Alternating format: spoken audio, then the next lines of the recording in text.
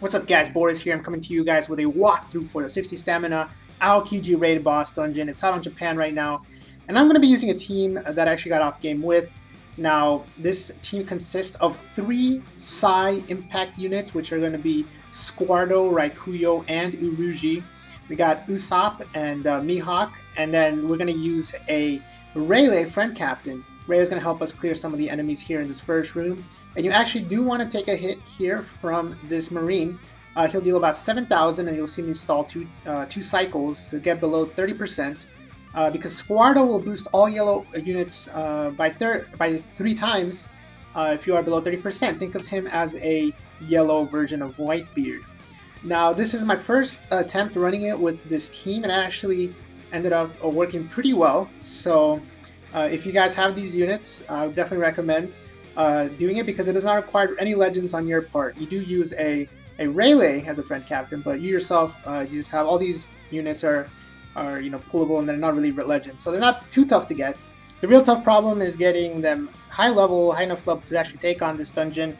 All 3 of my guys are max level, and you do kind of want to get them as high as possible because you'll need as much damage as you can to take out the entire chunk of Aokiji's health that you need to. Now in this room, I want to stall on the turtle. He'll only deal about 3k damage, or almost exactly that. And with this meat orb here, I'm able to actually just stall there twice. Now again, I'm probably stalling a lot more than I should. But again, this is just my first run through with this team, so I don't know how much stall I actually need. I'm trying to stall as much as I can, and I want to maintain below 30% if I can. The lower I am, the better at this point, because in case I do accidentally use a meat orb, then I'll be able to heal back up, but it'll still stay below 30%. So it's very important. And here you want to use Golden Pound Usopp because otherwise you'll die because he'll have 1 turn cooldown. So this is why we bring Golden Pound Usopp into this dungeon. He's very good and helps us out with this room. And you don't really have to worry too much about getting matching orbs because, like all raid bosses, the next room is going to be the high defense room. So just going to be worried about the number of hits you get. Orbs don't really matter. With that said, once we take this guy out, we're going to move on to the next room. So here it is, guys, the big defense guys. You want to start out, like always, targeting the seahorse. And you want to make sure to use Usopp to take that guy down. And then you want to leave the yellow and the blue alive. That's just a strategy that I use, and that Game With uses.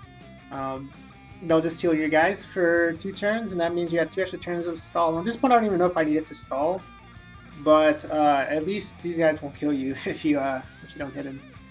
And so, with that said, take these guys out, and we're gonna move on to the boss. Now here is Aokiji himself. He has a lot of HP, but with this team, it's gonna be pretty easy. The main thing you want to do is don't get him below 50% before you do your burst attack. But you have you technically have 5 turns to attack him before you go all out. Now, he'll seal a unit here, and you can either use Rayleigh now, or you can use them in the next cycle. I'm just going to wait till the next cycle. And the important thing to know, also guys, I was going to mention, I attack pretty poorly in this. I'm so used to hitting with Rayleigh last that I hit Rayleigh after Uruji. But yeah, definitely hit with Rayleigh before you hit with your yellow units. In fact, I probably should be using Usopp in that mix as well. Now here's his attack.